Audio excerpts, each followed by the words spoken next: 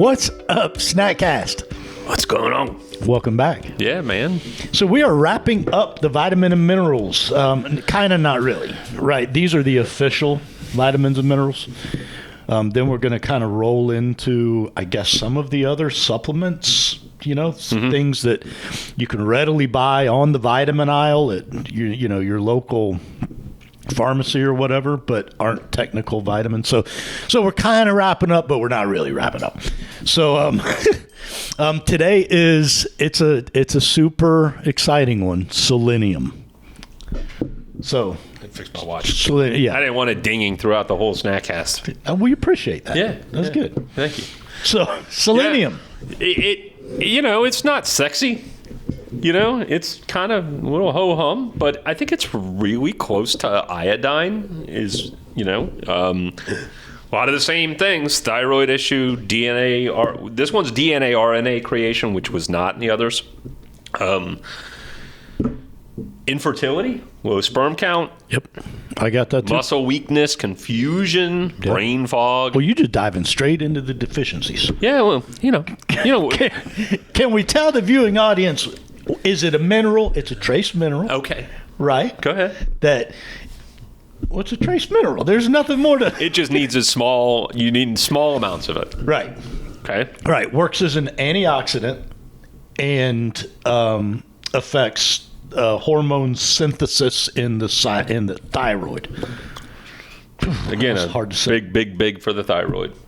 So into your deficiency, same again?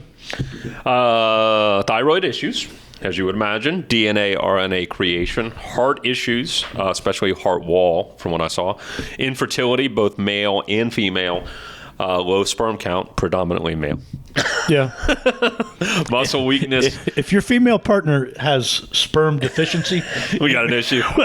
You have other problems. Confusion, fatigue, hair problems, more hair loss, I think, than anything else. Some of the other ones were like hair graying, but not. So I actually got that for toxicity. Really? That if you have too much selenium, it leads to hair loss, nail brittleness. I did read that you could overdose on this. So it may be over and under. I wouldn't. And then infections, viral infections. You tend to get, if you're deficient, you can tend to get more infections than the average bear. So it's interesting. I have no idea why. One of the sources that I kind of appreciate because they're fairly clear and factual, about 6-7 minute long videos. They're called Nutrition World, and they're on YouTube. And they indicated that there were two conditions that basically were constrained to either Chinese people or the Asian region. Okay. So I'm going to read it so I don't mess it up. But if you have a selenium deficiency and an infection for a prolonged period of time, it can lead to Keshan disease, Keshan. And Keshan disease is a form of a Chinese heart disease that affects the heart and growth. Why do they specify it's only in Chinese people? I have no idea why. Is there... Man, I get back to, the only thing that I can think of is going back to certain regions that eat certain foods and maybe have certain vitamins or minerals, or in this case, maybe mineral deficiencies, right? It very well could be. Or additives. The other one was, despite the similar names, they were different. Keshan-Beck disease. In Keshan-Beck disease, same thing. It was mainly in Chinese. I think they actually referenced like Thailand and Tibet and a couple other, but again, only Asian. But it's the big bone disease where the knuckles like enlarge in the hands and in the knees. And so yeah, I don't know. I don't understand why it would only affect one. Is not an expert. Is that a race?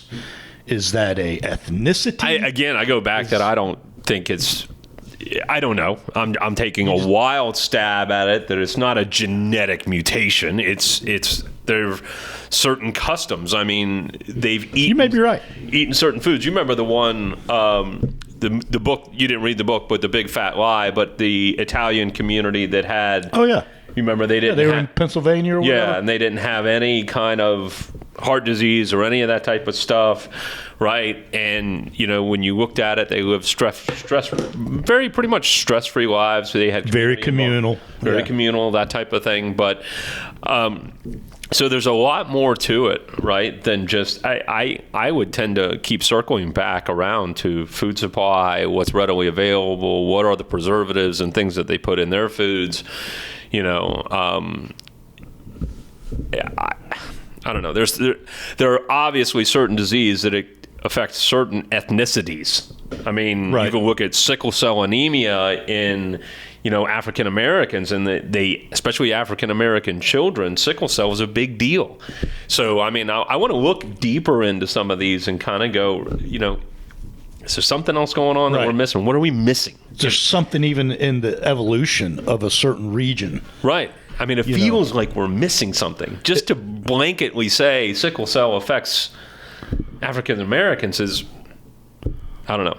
Yeah. Well, you're making me think, and this is kind of a tangent, but in the book Outliers, he talks about the people that settled in like the, what do you call the area? The West Virginia, Kentucky, Tennessee.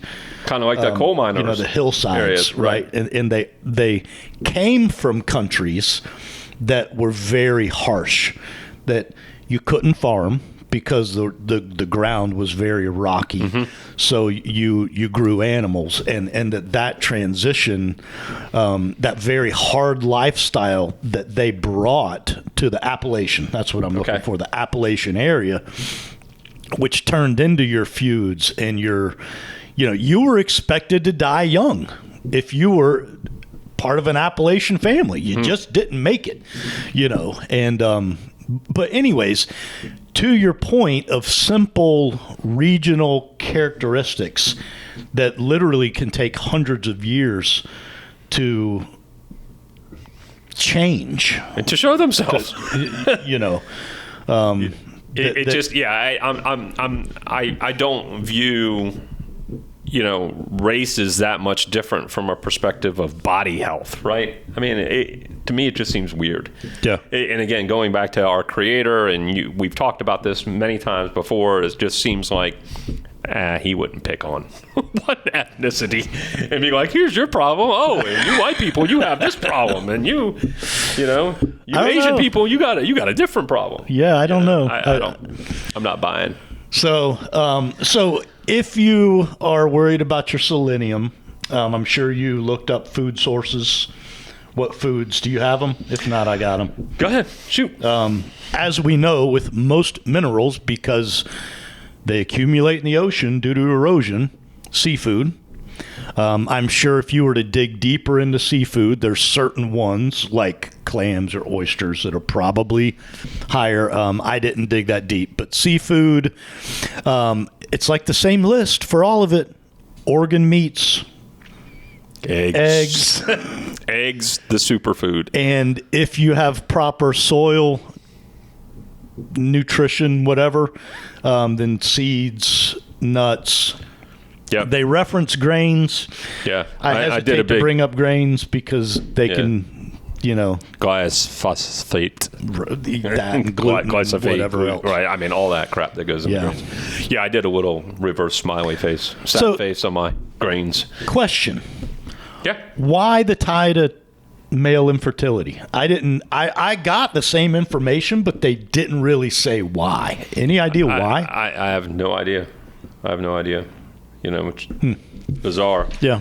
Well, you mentioned seafood. Getting back to the foods that are readily available, seafood, but on land, it's the animals eating the plants again, right? If it's not in the soil, selenium is a soil-based mineral. If it's not in the soil, it's hard for the animal to get it.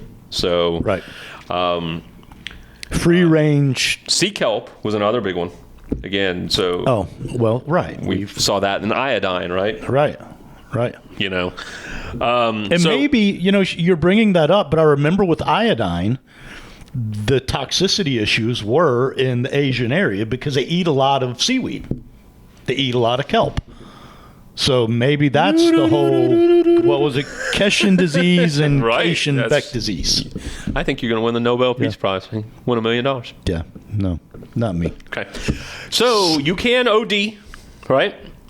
Symptoms of OD, bad breath, fever, nausea, liver and kidney issues. So it's funny because I got garlic breath,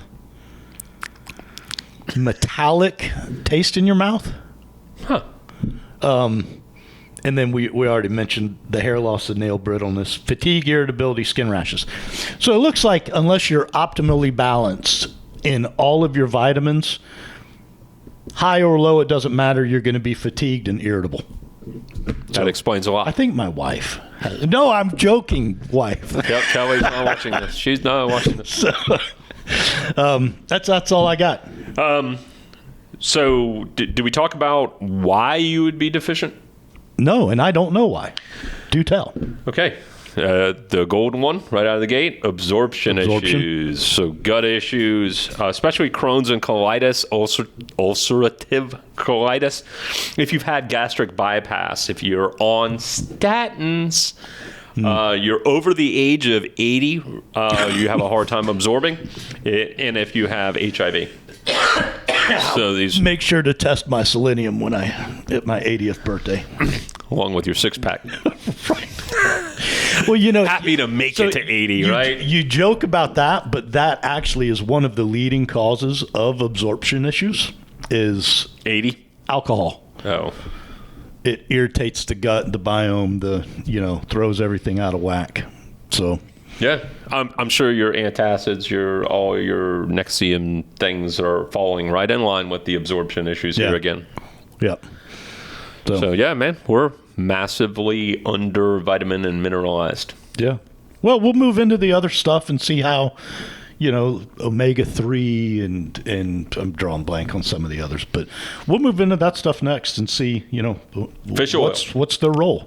Yeah. Right. Cool. So, questions, comments, concerns, hit us at snackcast@yes.fit. Stay moving. See ya.